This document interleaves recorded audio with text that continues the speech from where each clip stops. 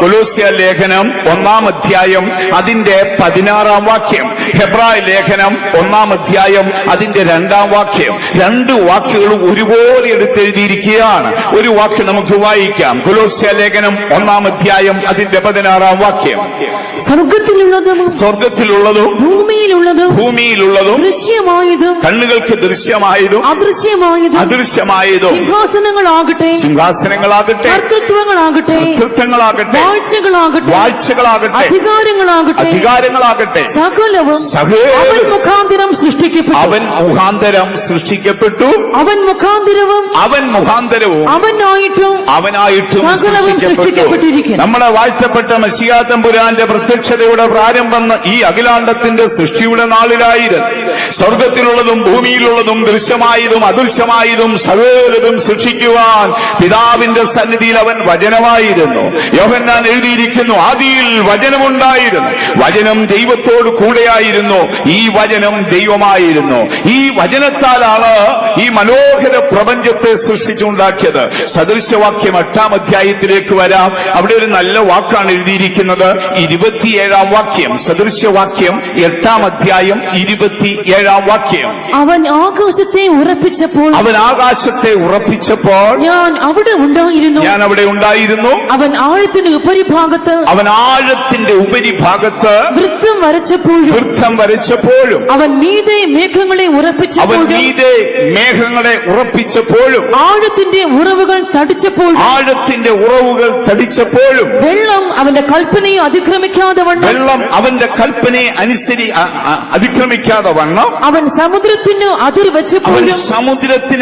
വെച്ചപ്പോഴും ഭൂമിയുടെ അടിസ്ഥാനമിട്ടപ്പോഴും ഞാൻ അവന്റെ അടുക്കൽ ശില്പിയായിരുന്നു. യേശുവിന്റെ പ്രത്യക്ഷതയുടെ 1-ാമത്തെ ഭാഗം ഈ പ്രപഞ്ച സൃഷ്ടിയുടെ പ്രാരംഭത്തിലാണ്. അവനെ കൂടാതെ ഒന്നും സൃഷ്ടിച്ചിട്ടില്ല. സ്വർഗത്തിലുള്ളതും ഭൂമിയിലുള്ളതും ദൃശ്യമായതും അദൃശ്യമായതും എല്ലാം അവൻ മുഖാന്തരമാണ് സൃഷ്ടിക്കപ്പെട്ടത്. അപ്പോൾ യേശുവിന്റെ പ്രത്യക്ഷതയുടെ പ്രാരംഭ ഭാഗം സൃഷ്ടിയുടെ ആരംഭനാളുകളിലായിരുന്നു. ദൈവത്തിന് മഹത്വം ഉണ്ടാകട്ടെ. എല്ലാം വിശദമായി ചിന്തിച്ചു പോകുവാൻ നമുക്ക് സമയം പോരാ. ദൈവത്തിന്റെ യേശുവിന്റെ പ്രത്യക്ഷതയുടെ 2-ാം ഭാഗത്തെ കുറിച്ച് പൗലോസ് പറയുകയാണ്. ഗലാത്യ ലേഖനം 4-ാം അധ്യായം അതിന്റെ 3-4 വാക്യങ്ങൾ ഇങ്ങനെയാണ്. കാലസമ്പൂർണ്ണ വന്നപ്പോൾ ദൈവം തന്റെ പുത്രനെ സ്ത്രീയുടെ സന്തതിയായി ലോകത്തിലേക്ക് അയച്ചു. യേശുവിന്റെ ഈ ലോകത്തിലേക്കുള്ള ആഗമനം യാദൃശ്യമായിരുന്നില്ല. പാപം ചെയ്ത് പരദീസ നഷ്ടപ്പെട്ട മനുഷ്യനെ വീണ്ടെടുത്ത് ദൈവനീതിക്ക് അവകാശിയാക്കി സ്വർഗത്തിൽ കൊണ്ടുപോകുക എന്നുള്ള ദൈവിക പദ്ധതിയുടെ പ്രധാന ഭാഗമായിരുന്നു മശിഹായുടെ മനുഷ്യാവതാരം. ഇവിടെ എഴുതിയിരിക്കുന്നു, കാലസമ്പൂർണത വന്നപ്പോൾ, സ്വർഗഘടികാലത്തിൽ കാലത്തിന്റെ സമ്പൂർണ്ണ വന്നപ്പോൾ പിതാവിന്റെ മഹിമയായിരുന്ന മശിഹാ തമ്പുരാൻ വചനമായവൻ ജഡമായി തീർന്ന് കൃപയും സത്യവും നിറഞ്ഞവനായി നമുക്കിടയിലേക്ക് വന്നു. വായിച്ചട്ടെ, ഗലാത്യ ലേഖനം 4-ന്റെ 4-5 വാക്യം. എന്നാൽ കാലസമ്പൂർണത വന്നപ്പോൾ ദൈവം തന്റെ പുത്രനെ സ്ത്രീയിൽ നിന്ന് ജനിച്ചവനായി ന്യായപ്രമാണത്തിന്റെ കീഴിൽ ജനിച്ചവനായി ലോകത്തിലേക്ക് അയച്ചു. സ്വർഗഘടികാരത്തിൽ നിയോഗിതമായ കാലമായപ്പോൾ മാനവകുലത്തിന് നൽകിയ വാഗ്ദത്തത്തിന്റെ നിവർത്തിക്കായി ദാവീദ് ജനിച്ചു വളർന്ന ബേത്ലഹേം എന്ന പട്ടണത്തിൽ ജോസഫ് മറിയം ദമ്പതികളുടെ ആദ്യജാതനായി നമ്മുടെ വാഴ്ത്തപ്പെട്ട മശിഹാ തമ്പുരാൻ ഭൂമിയിൽ പ്രത്യക്ഷനായി. ആ പ്രത്യക്ഷതയുടെ ഉദ്ദേശം എന്തായിരുന്നു? 3.5 വർഷക്കാലം തന്റെ ശുശ്രൂഷ വേളയിൽ യേശു പറഞ്ഞുകൊണ്ടിരുന്നു, തന്നെ എന്തിനാണ് പിതാവ് ലോകത്തിലയച്ചത്? യേശു ഒരിക്കൽ പറയുന്നു, കാണാതെ പോയതിനെ തിരഞ്ഞു രക്ഷിപ്പാനല്ലോ മനുഷ്യപുത്രൻ വന്നിരിക്കുന്നത്. ഇനി ഒരിക്കൽ പറയുകയാണ്, പിശാചിന്റെ പ്രവൃത്തികളെ അഴിപ്പാനല്ലോ മനുഷ്യപുത്രൻ പ്രത്യക്ഷനായിരിക്കുന്നത്. ഇനിയും പറയുകയാണ്, പഴയതിനെ നീക്കി പുതിയതിനെ സ്ഥാപിപ്പാനല്ലോ മനുഷ്യപുത്രൻ ഭൂമിയിൽ വന്നിരിക്കുന്നത്. വീണ്ടും പറയുകയാണ്, എളിയവരോട് സ്വതവർത്തമാനം അറിയിപ്പാനല്ലോ പിതാവ് ഭൂമിയിൽ എന്നെ അയച്ചിരിക്കുന്നത്. മറ്റൊരു ഭാഗത്ത് പറയുന്നു, പിതാവിനെ ആരും കണ്ടിട്ടില്ല, തന്റെ മടിയിലിരുന്ന് ഏകജാതനായവൻ പിതാവിന്റെ രൂപത്തെ മനുഷ്യ മനസ്സിൽ വരയ്ക്കുവാനാണ് പിതാവായ ദൈവം യേശുവിനെ ഈ ലോകത്തിലേക്ക് അയച്ചത്. അപ്പോൾ യേശുവിന്റെ ഓരോ പ്രത്യക്ഷതയിലും ആഴമേറിയ ദൈവിക പദ്ധതികൾ ഉണ്ടായിരുന്നു. ഒന്നാമത്തെ പ്രത്യക്ഷതയിൽ ഈ അഖിലാണ്ടം സൃഷ്ടിച്ചുണ്ടാക്കി. രണ്ടാമത്തെ പ്രത്യക്ഷതയിൽ കാണാതെ പോയതിനെ തെരഞ്ഞുരക്ഷിച്ചു.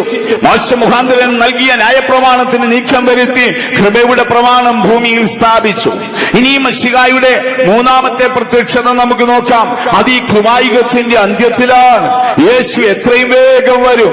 നനയാത്ത നേരത്ത് കള്ളനെ പോലെ വരും. രണ്ടുപേർ ഒരു കിടക്കയിലായിരിക്കും. ഒരുവൻ എടുക്കപ്പെടും, മറ്റൊരുവൻ കൈവിടപ്പെടും. രണ്ടുപേർ തിരികല്ലിൽ പൊടിക്കും. ഒരുവൾ എടുക്കപ്പെടും, മറ്റവൾ കൈവിടപ്പെടും. രണ്ടുപേർ വയലിൽ വേല ചെയ്യും. ഒരാൾ എടുക്കപ്പെടും, ഒരാൾ കൈവിടപ്പെടും. എത്രയും വേഗം സംഭവിപ്പാൻ പോകുകയാണ്. നനയാത്ത നേരത്ത് മനുഷ്യപുത്രൻ കള്ളനെ പോലെ വരും. ഒരുങ്ങിയിരിപ്പീൻ, ഉണർന്നിരിപ്പീൻ. യേശു പറയുന്നു, സ്ലീഹന്മാർ പറയുന്നു. എപ്പോഴാണ് വരുന്നത്? യേശു പറയുകയാണ്, നിങ്ങളുടെ ഹൃദയം കലങ്ങിപ്പോകരുത്. നിങ്ങൾ എന്നിൽ വിശ്വസിക്കണം, നിങ്ങൾ എന്റെ പിതാവിലും വിശ്വസിക്കണം. എന്റെ പിതാവിന്റെ രാജ്യത്തില് അനേക കൊട്ടാരങ്ങളുണ്ട്. ഇല്ലെങ്കിൽ ഞാൻ നിങ്ങളോട് പറയുമായിരുന്നു, ഞാൻ നിങ്ങൾക്കൊരു കൊട്ടാരം ഒരുക്കാൻ പോകുകയാണ്. അത് തീർന്നാൽ ഉടനെ ഞാൻ മടങ്ങി വരും. യേശു മടങ്ങി വരാറായി. ആഗമന ലക്ഷ്യം എന്താണ്? എബ്രായ ലേഖനത്തിൽ നാം വായിച്ച തിരുവെഴുത്താണ്. പാപം കൂടാതെ കാത്തു നിൽക്കുന്ന തന്റെ വിശുദ്ധന്മാരെ ചേർക്കുവാൻ യേശു വീണ്ടും വരും. അപ്പോൾ ആരംഭത്തിലെ പ്രത്യക്ഷത പ്രപഞ്ച സൃഷ്ടിക്ക് വേണ്ടി. രണ്ടാമത്തെ പ്രത്യക്ഷത ഒന്നാമത്തേതിനെ നീക്കി രണ്ടാമത്തേതിനെ സ്ഥാപിച്ച് പാപങ്ങൾക്ക് പരിഹാരം വരുത്താൻ. മൂന്നാമത്തെ പ്രത്യക്ഷത എപ്പോഴാണ്? ഈ കൃപായുഗത്തിന്റെ അന്ത്യത്തിൽ പാപം കൂടാതെ കാത്തു നിൽക്കുന്ന തന്റെ വിശുദ്ധന്മാർക്ക് വേണ്ടി. നാലാമത്തെ പ്രത്യക്ഷത എപ്പോഴായിരിക്കും? യേശു ഒരിക്കൽ പറഞ്ഞു, യേശുവിനോട് ചോദിച്ചു, എപ്പോഴാണ് അങ്ങയുടെ പ്രത്യക്ഷത? മത്തായിയുടെ സുവിശേഷം 24 അധ്യായത്തിൽ വരുമ്പോൾ യേശു പറയുകയാണ്, അക്കാലത്തെ കഷ്ടം കഴിഞ്ഞ ശേഷം സൂര്യൻ കരിമ്പടം പോലെയാകും, ചന്ദ്രൻ രക്തതുല്യമാകും, ആകാശത്തിലെ നക്ഷത്രങ്ങൾ ഭൂമിയിൽ വീഴും. അപ്പോൾ മനുഷ്യപുത്രന്റെ അടയാളം നിങ്ങൾ ആകാശത്തിൽ കാണും. അവൻ തന്റെ ദൂതന്മാരെ അയച്ച് ആകാശത്തിന്റെ അറുതി തുടങ്ങി അറുതി വരെയുള്ള വൃതന്മാരെ ചേർക്കും. അത് കൃപായുഗത്തിന്റെ അന്ത്യത്തിൽ വരുന്നതല്ല. കൃപായുഗത്തിന്റെ അന്ത്യത്തിൽ വരുന്നതിനെ കുറിച്ച് പറഞ്ഞത് നനയാത്ത നേരത്താണ്. രണ്ടുപേർ ഒരു കിടക്കയിൽ പ്രഭാതത്തിൽ എഴുന്നേറ്റപ്പോൾ ഒരാളില്ല. രണ്ടുപേർ തിരികല്ലിൽ ഒന്നിച്ചു വിളിച്ചു സംസാരിച്ചിരുന്നു. ക്ഷണത്തിൽ ഒരാൾ മാറിപ്പോയി. രണ്ടുപേർ വയലിൽ ഒന്നിച്ചു വേല ചെയ്തു. ഒരാൾ എടുക്കപ്പെട്ടു. യാതൊരു മുന്നറിയിപ്പും ലക്ഷണവുമില്ലാതെ കള്ളൻ രാത്രിയിൽ എന്ന വണ്ണം ഒരു പ്രത്യക്ഷതയാണ്. പക്ഷേ ഇപ്പോൾ മത്തായിയുടെ സുവിശേഷത്തിൽ വായിച്ചു കേൾക്കുന്നത് അങ്ങനെയല്ല. അക്കാലത്തെ കഷ്ടം കഴിഞ്ഞ ശേഷം സൂര്യൻ കരിമ്പടം പോലെയാകും, ചന്ദ്രൻ രക്തതുല്യമാകും, ആകാശത്തിലെ നക്ഷത്രങ്ങൾ ഭൂമിയിൽ വീഴും. അപ്പോൾ മനുഷ്യപുത്രന്റെ അടയാളം ആകാശത്ത് കാണും. അപ്പോൾ എപ്പോഴാണ് സൂര്യൻ കരിമ്പടം പോലെയാകുന്നത്? എപ്പോഴാണ് ചന്ദ്രൻ രക്തതുല്യമാകുന്നത്? എപ്പോഴാണ് നക്ഷത്രങ്ങൾ ഭൂമിയിൽ വീഴുന്നത്? സൂര്യൻ കരിമ്പടം പോലെയായി, ചന്ദ്രൻ രക്തതുല്യമായി, ആകാശത്തിലെ നക്ഷത്രങ്ങൾ വീഴുമ്പോൾ മനുഷ്യപുത്രന്റെ അടയാളം കാണും. ഇതെപ്പോഴാണ്? ഇത് ഉപദ്രവകാലത്തിന്റെ അവസാനമാണ്. വെളിപ്പാട് പുസ്തകം 6 അധ്യായത്തിൽ വരുമ്പോൾ മുദ്രകൾ പൊട്ടിച്ചു വരുന്ന കൂട്ടത്തിൽ 6ാമത്തെ മുദ്രയാണെന്ന് തോന്നുന്നു. അവിടെ പറയുന്നു, 6ാം മുദ്ര പൊട്ടിച്ചപ്പോൾ ആ സൂര്യൻ കരിമ്പടം പോലെയായി, ചന്ദ്രൻ രക്തതുല്യമായി, ആകാശത്തിലെ നക്ഷത്രങ്ങൾ ഭൂമിയിൽ വീണു. യേശു പറഞ്ഞത് എന്താണ്? ആ കാലത്തെ കഷ്ടം കഴിഞ്ഞ ശേഷം മനുഷ്യപുത്രന്റെ അടയാളം കാണും. അത് യേശുവിന്റെ രഹസ്യവരവല്ല. ആഗമന ലക്ഷ്യം എന്തിനാണ്? തന്റെ വൃദ്ധന്മാരെ ചേർക്കുവാൻ.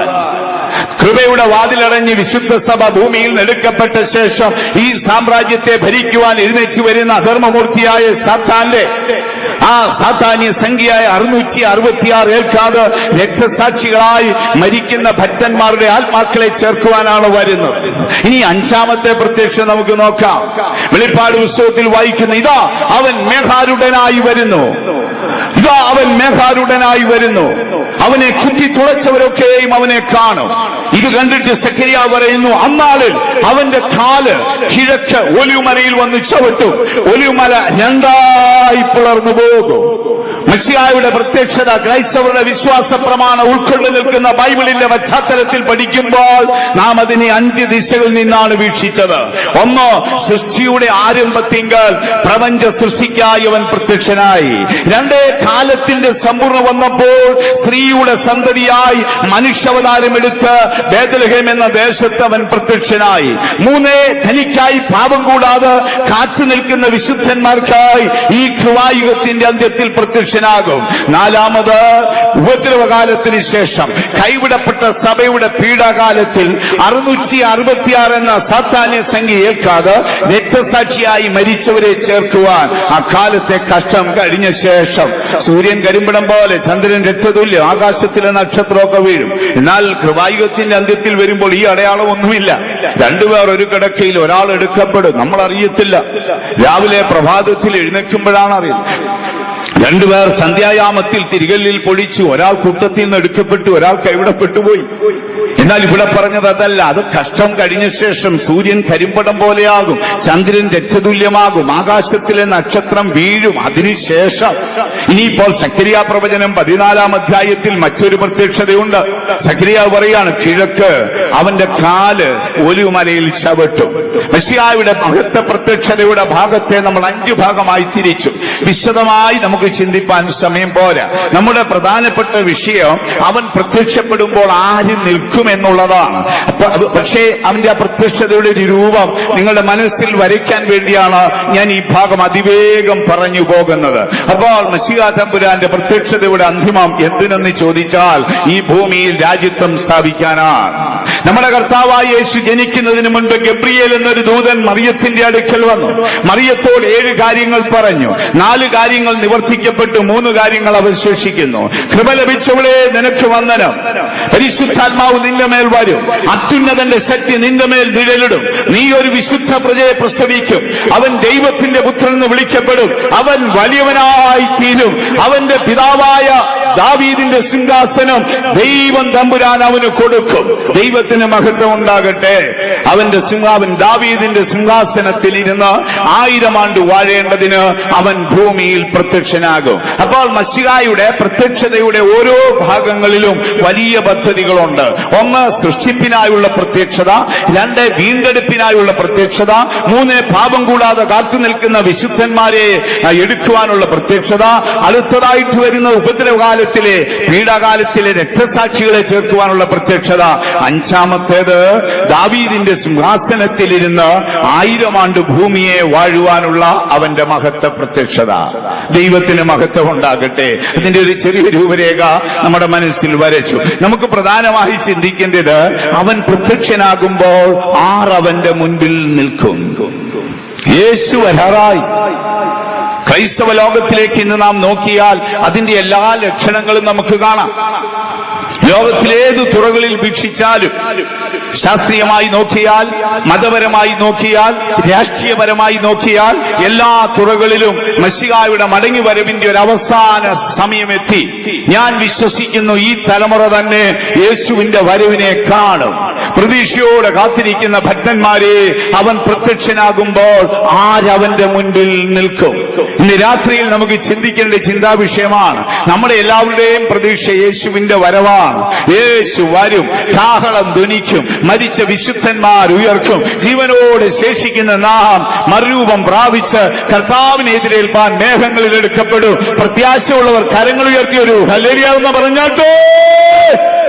അതാണ് നമ്മുടെ പ്രത്യാശ. പക്ഷേ ആഴമായി നമുക്കൊന്ന് ചിന്തിക്കാം, ആരവന്റെ മുൻപിൽ നിൽക്കും? യേശു വരും. ആരാണ് അവന്റെ മുമ്പിൽ നിൽക്കുന്നത്? ഞാൻ പറഞ്ഞല്ലോ, ക്രൈസ്തവ സമൂഹം ഒരു അന്തിമ നിമിഷത്തിലേക്ക് എത്തി. അനേകർ കൃപയിൽ നിന്ന് അന്യപ്പെട്ടു പോകുകയാണ്. അനേക ബുദ്ധിമാന്മാർ വീണുകൊണ്ടിരിക്കുകയാണ്. ലോകാന്ത്യ നാളുകളിലേക്ക് എത്തി. യേശു പറഞ്ഞത് നിവർത്തിയാകുന്നു, പ്രവാചകന്മാർ പറഞ്ഞത് നിവർത്തിയാകുന്നു, സ്ലീഹന്മാർ പറഞ്ഞത് നിവർത്തിയാകുന്നു. നമുക്ക് യേശുവിന്റെ വരവിനായി നമുക്കൊരുങ്ങാം. ഒരു പെന്തക്കോസ്ത് പശ്ചാത്തലമോ ക്രൈസ്തവ പശ്ചാത്തലമോ ഉണ്ടെങ്കിൽ, എല്ലാ ആരാധനകളിലും പങ്കെടുത്താൽ, എല്ലാ കൺവെൻഷനുകളിലും പോയി പങ്കെടുത്താൽ, യേശുവിന്റെ പ്രത്യക്ഷതയിൽ അവൻ അവന്റെ മുമ്പിൽ നിൽക്കാൻ ഒക്കുമോ? മലാഖി ചോദിച്ച ചോദ്യം, അവൻ പ്രത്യക്ഷനാകുമ്പോൾ ആരാണ് അവന്റെ മുൻപിൽ നിൽക്കുന്നത്? ഇന്ന് രാത്രിയിൽ അതിൽ ഒന്ന് രണ്ട് കാര്യം നമുക്ക് ചിന്തിക്കാം. അവൻ പ്രത്യക്ഷനാകും, അപ്പോൾ ആരാണ് നിൽക്കുന്നത്? വെളിപ്പാട് പുസ്തകത്തിൽ ഒരു വാക്ക് എഴുതിയിരിക്കുന്നു, ഞാൻ കള്ളനെ പോലെ വരുന്നത് കൊണ്ട് നിന്റെ നഗ്നത കാണാതിരിപ്പാൻ നിന്റെ വസ്ത്രം കാത്തു സൂക്ഷിച്ചു കൊള്ളണം. അപ്പോൾ യേശുവിന്റെ പ്രത്യക്ഷതയിൽ അവന്റെ മുൻപിൽ നിൽക്കുവാനുള്ള ഒന്നാമത്തെ യോഗ്യത വെളിപ്പാട് പുസ്തകം 16-ാം അധ്യായം അതിന്റെ 15-ാം വാക്യം. ഞാൻ കള്ളനെ പോലെ വരും, തന്റെ ലജ്ജ കാണുമാറ് നഗ്നനായി നടക്കാതിരിപ്പാൻ തന്റെ ഉടുപ്പ് സൂക്ഷിച്ച് ജാഗരിച്ചും കൊള്ളുന്നവൻ ആരവന്റെ മുമ്പിൽ നിൽക്കുമെന്ന് പ്രവാചകനായ മലാഖി ചോദ്യം ഉന്നയിക്കുമ്പോൾ വിശുദ്ധ ബൈബിളിൽ അങ്ങിങ്ങായി ചെതറിക്കിടക്കുകയാണ്. മശിഹ മടങ്ങി വരുമ്പോൾ ആരവന്റെ മുമ്പിൽ നിൽക്കും? വായിച്ചു കേട്ടത് എന്താണ്? അവൻ വരുമ്പോൾ അവന്റെ മുൻപാകെ നിൽക്കുവാൻ നമ്മുടെ ഉടുപ്പ് നമ്മൾ സൂക്ഷിച്ചുകൊള്ളണം.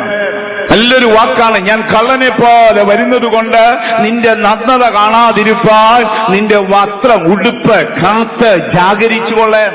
അപ്പൊ യേശു വരുമ്പോൾ യേശുവിന്റെ മുമ്പിൽ നിൽക്കുവാൻ ഒരു ഭക്തന്റെ ഒന്നാമത്തെ യോഗ്യത അവൻ നല്ല ഉടുപ്പുള്ളവനായിരിക്കണം. നമ്മൾ ഇന്ന് അക്ഷരമായി വീക്ഷിച്ചാൽ നല്ല നയന മനോഹരമായ വസ്ത്രമണിഞ്ഞ് സമൂഹമധ്യേ മാന്യരായി ജീവിക്കുന്നു. ഇതുപോലെ നമ്മുടെ അകത്തെ മനുഷ്യനും ഒരു വസ്ത്രമുള്ളവനായിരിക്കണം.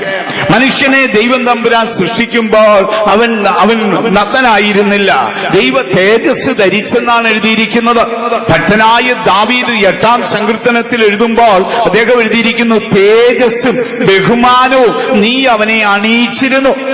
ദൈവം തന്റെ സ്വരൂപത്തിലും സാദൃശ്യത്തിലും സൃഷ്ടിച്ച് തന്റെ ജീവൻ മൂക്കിലൂതി തന്റെ പ്രതീക്ഷയ്ക്ക് അവകാശിയാക്കിയ മനുഷ്യൻ ധരിച്ചത് ദൈവത്തിന്റെ തേജസ്സായിരുന്നു. എന്നാൽ വിശുദ്ധ പൗലോസ് പിന്നീട് താൻ എഴുതുകയാണ്, പാപം ചെയ്തു, ദൈവ തേജസ് നഷ്ടപ്പെട്ടുപോയി. പാപത്തോടുകൂടെ മനുഷ്യൻ ധരിച്ച തേജസ്സിന്റെ വസ്ത്രം നഷ്ടപ്പെട്ടുപോയി. യേശു വരുമ്പോൾ ആരവന്റെ മുൻപിൽ നിൽക്കും? മുൻപിൽ നിൽക്കുവാനുള്ള മനുഷ്യന്റെ യോഗ്യത എന്താണ്? ഒന്ന്, അവൻ നീതിയുടെ രക്ഷയുടെ വസ്ത്രം പ്രാപിച്ചവനായിരിക്കണം. ഒന്നുകൂടെ വായിച്ചാട്ടെ, വെളിപ്പാട് പുസ്തകം 16-ാം അധ്യായം 15-ാം വാക്യം. ഞാൻ കള്ളനെ പോലെ വരും, ഞാൻ കള്ളനെ പോലെ വരും. തന്റെ ലജ്ജ കാണുമാറ് യേശു കള്ളനെ പോലെ വരും, തന്റെ ലജ്ജ കാണുമാറ് നഗ്നനായി നടക്കാതിരിപ്പാൻ തന്റെ ഉടുപ്പ് സൂക്ഷിച്ചുകൊള്ളണം. ഇന്ന് രാത്രിയിൽ ഒരു വലിയ സത്യം അറിയാം, യേശു വരാറായി. പാപം കൂടാതെ കാത്തു നിൽക്കുന്ന തന്റെ വിശുദ്ധന്മാരെ ചേർക്കുവാൻ മെസ്സിഹ മടങ്ങി വരാറായി. ആർക്കവന്റെ മുൻപിൽ നിൽക്കാം? ഒന്നാമത്തെ യോഗ്യത അവൻ ഉടുപ്പ് സൂക്ഷിക്കുന്നവനായിരിക്കണം. ബൈബിളിൽ നാം നോക്കുമ്പോൾ ഒരു ഭക്തനായ മനുഷ്യനെ നമുക്ക് കാണാം. പേര് ജോബ്. ജീവിച്ചതും മനസ്സാക്ഷികത്തിലാണ്. മനസ്സാക്ഷികത്തിലെ ദൈവത്താൽ സാക്ഷ്യം പ്രാപിച്ച ഒരു നീതിമാനായ മനുഷ്യനായിരുന്നു യോബ്. തന്റെ നീതിയെക്കുറിച്ച് ബൈബിൾ പറയുന്നത് കേട്ടാൽ നമ്മൾ അമ്പരന്നു പോകും. പക്ഷേ ആ ഭക്തൻ ഒരിക്കൽ പാടിയതെന്നറിയാമോ? ദൈവം തമ്പുരാനെ, ഞാൻ എന്റെ അമ്മയുടെ ഉദരത്തിൽ നഗ്നനായി വന്നു.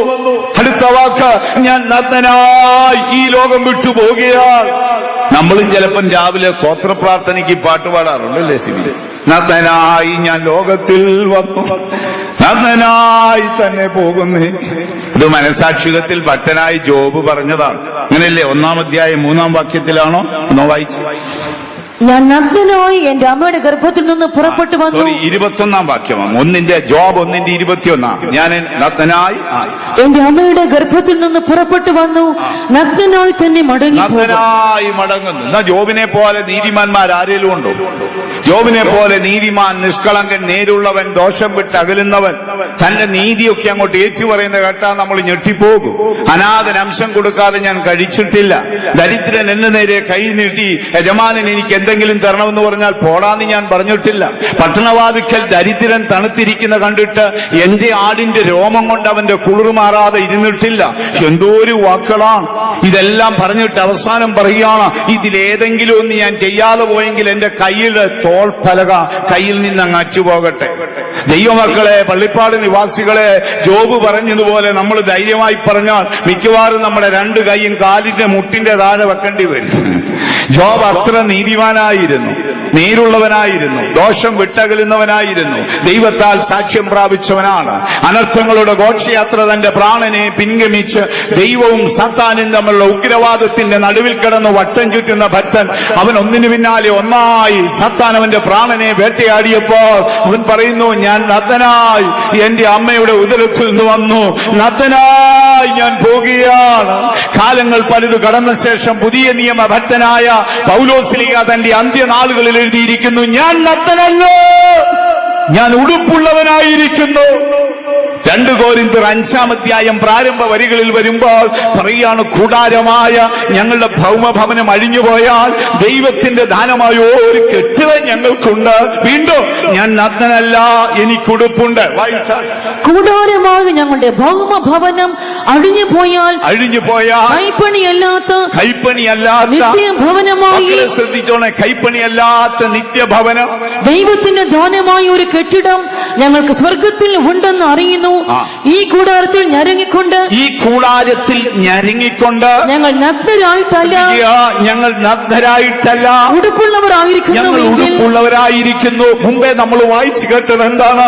എന്റെ അമ്മയുടെ ഉദരത്തിൽ നിന്ന് ഞാൻ നഗ്നനായി വന്നു, ഞാൻ നഗ്നനായി ലോകം വിട്ടുപോകുന്നു എന്ന് ഭക്തനായ ജോബ് പാടിയപ്പോൾ കൃപായുഗ ഭക്തനായ പൗലോസ് പറയുന്നു, ഞങ്ങൾ നഗ്നരല്ല, ഞങ്ങൾ ഉടുപ്പുള്ളവരാണ്. ദൈവത്തിന്റെ മുൻപാകെ നിൽക്കുവാൻ ഭക്തനായ പൗലോസ്ലീഹായേ, അങ്ങേക്ക് ആരാണ് ഉടുപ്പ് തന്നത്? ഇത് യേശുവിന്റെ ക്രൂശിലാണ്. ഇന്ന് രാത്രി നമുക്ക് ആ ക്രൂശിങ്കിലേക്ക് പോകണം. അവിടെ നിന്ന് നമുക്ക് രക്ഷയുടെ വസ്ത്രം ഏറ്റുവാങ്ങണം. എങ്കിലേ നമുക്ക് കർത്താവിന്റെ മുമ്പിൽ നിൽക്കാനൊക്കത്തുള്ളൂ. നമ്മുടെ പാരമ്പര്യമോ വേദപുസ്തക പാണ്ഡിത്യമോ ശുശ്രൂഷയുടെ മഹിമയോ സഭയുടെ പഴക്കമോ ഇതൊന്നും നിത്യതയിൽ ദൈവത്തിന്റെ മുമ്പിൽ നിർത്താൻ നമ്മെ കൊണ്ട് കഴിയത്തില്ല. ആദാം എന്ന ആദിമ മനുഷ്യനെ തേടി ഏദൻ എന്ന പരദീസയിലേക്ക് ചെല്ലുമ്പോൾ ദൈവത്തിന്റെ കാലൊച്ച കേട്ടിട്ട് ആദാം പറയുകയാണ്, ആദാമേ ആദാമേ നീ എവിടെന്ന് ചോദിച്ചു. ആദാമും ഹവ്വായും പരക്കം പാഞ്ഞ് ഓടുകയാണ്. അവർ പറയുന്നു, ഞങ്ങൾ നഗ്നരാകൊണ്ട് നിന്റെ കാലൊച്ച കേട്ട് പേടിച്ചു. ഓർമ്മയിൽ വയ്ക്കൂ സ്നേഹിത, ഒരു ജന്മവും ഒരു ജീവിതമേ ഉള്ളൂ. നിന്റെ ജീവിതത്തിൽ ആരെങ്കിലും ഒക്കെ പറയുന്നത് കേട്ട് നിന്റെ ആയുസ് പാഴാക്കി കളഞ്ഞാൽ ആദിമ പിതാവായ ആദാമും ഹവ്വായും ദൈവത്തിന്റെ മുൻപാകെ ദുഃഖിതനും ലജ്ജിതനും നഗ്നനുമായി നിന്നതുപോലെ മശിഹായുടെ മടങ്ങി വരവിന്റെ ദിനം നിന്റെ പ്രാണൻ ലജ്ജയോടെ നിൽക്കാതിരിക്കുവാൻ ഇന്ന് രാത്രി ആ ക്രൂശിലേക്ക് നമുക്ക് പോകണം. അവിടെ നമുക്ക് രക്ഷാവസ്ത്രം കിട്ടും. അവിടെ നമുക്ക് നീതി എന്നൊരു അങ്കി നമുക്ക് ലഭിക്കും. ആ സിംഹാസനത്തിൽ നിന്ന് സ്തുതി എന്നൊരു മേലാട് ലഭിക്കും. രക്ഷയുടെ വസ്ത്രം പ്രാപിച്ചവരെ, നീതിയുടെ അങ്കി പ്രാപിച്ചവരെ, സ്തുതി എന്ന മേലാട് പ്രാപിച്ചവരെ, നമ്മുടെ പ്രത്യാശയായ യേശു വരാറായി.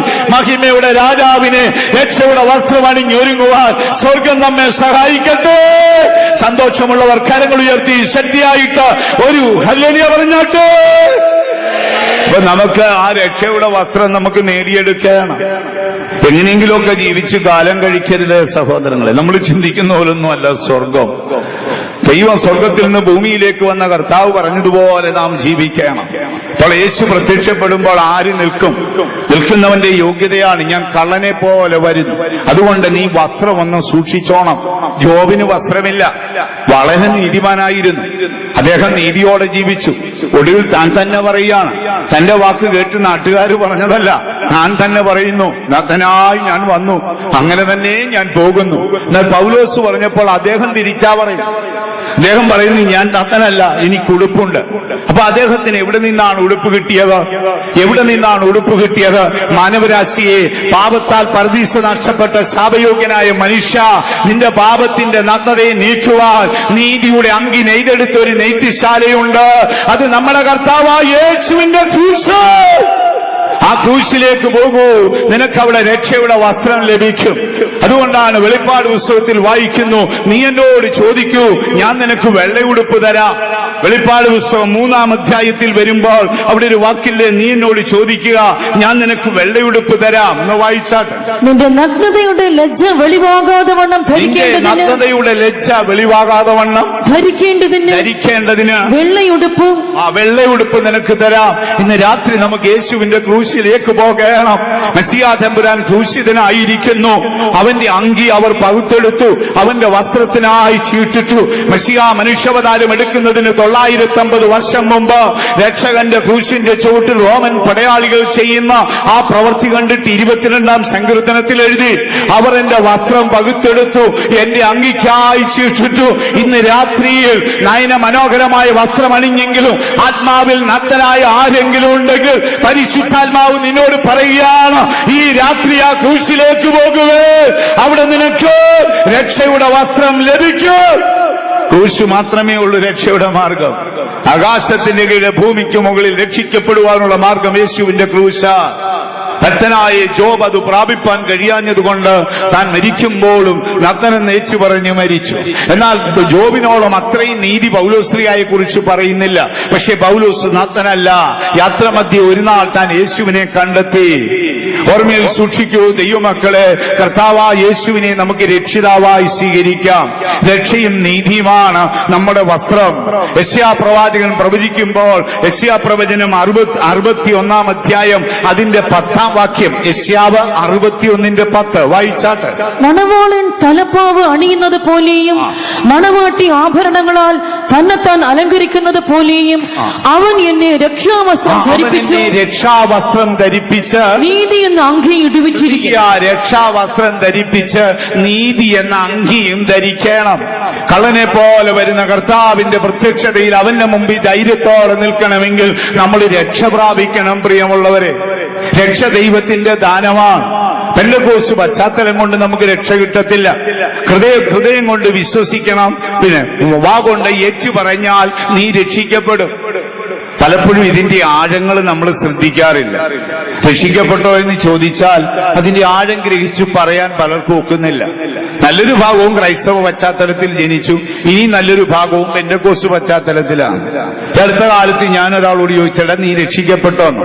അവൻ പറയാം മനസ്സമാധാനം കളയരുതേ അച്ചായ. ആത്മാവിൽ നിറയും അന്യഭാഷയൊക്കെ പറയുമെങ്കിലും രക്ഷിക്കപ്പെട്ടോ എന്ന് ചോദിച്ചപ്പോൾ അവന്റെ ഉള്ളം നേറുകയാ. നമ്മൾ രക്ഷിക്കപ്പെടണം പ്രിയമുള്ളവരെ. രക്ഷയുടെ വസ്ത്രം വേണം. അതിന്റെ മാർഗം യേശുവിന്റെ ക്രൂശാണ്. ആ ക്രൂശിൽ നമുക്ക് പോകാം.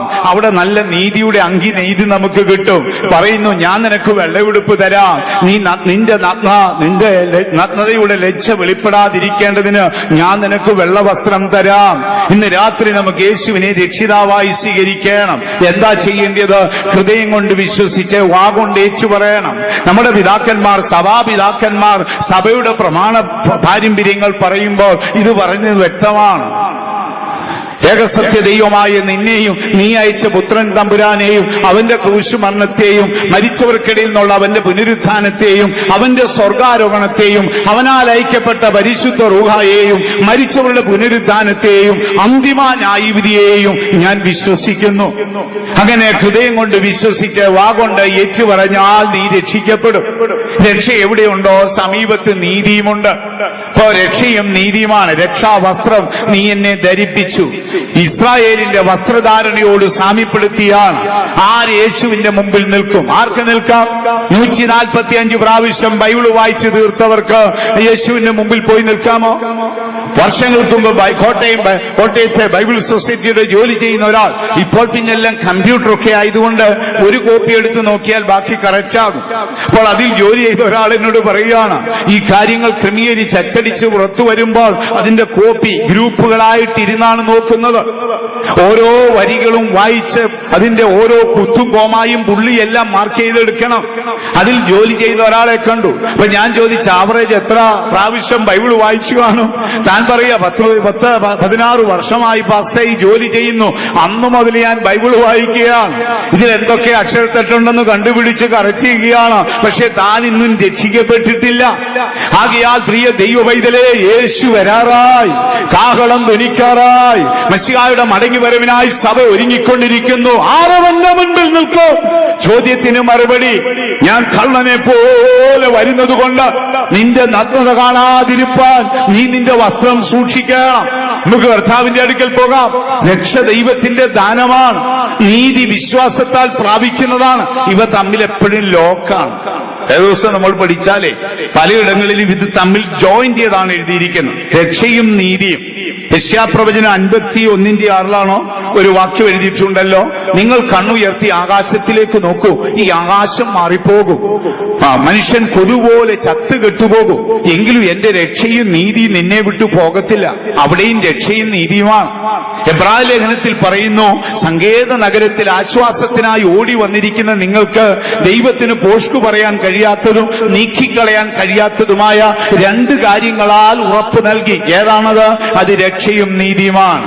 അപ്പൊ ഇന്ന് രാത്രിയിൽ ഒരു ഓർമ്മയിൽ ഒന്ന് എഴുതി സൂക്ഷിക്കൂ. മഹിമയുടെ രാജാവായി മടങ്ങി വരുന്ന യേശുവിന്റെ പ്രത്യക്ഷതയിൽ ആരവന്റെ മുമ്പിൽ നിൽക്കുമെന്ന് ചോദിച്ചാൽ, ഒന്നാമത് നമുക്ക് രക്ഷയുടെ വസ്ത്രം പ്രാപിച്ചിരിക്കണം.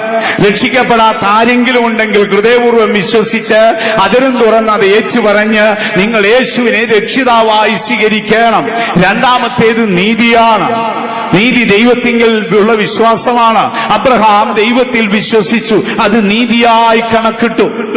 അങ്ങനെ നീതിയുടെ ഒരു ഭാഗമാണ്. അങ്ങനെ രക്ഷയുടെ വസ്ത്രവും നീതിയുടെ അങ്കിയും ധരിച്ച് നമുക്ക് അവന്റെ മുൻപിൽ നിൽക്കാം. യേശു വരാറായി.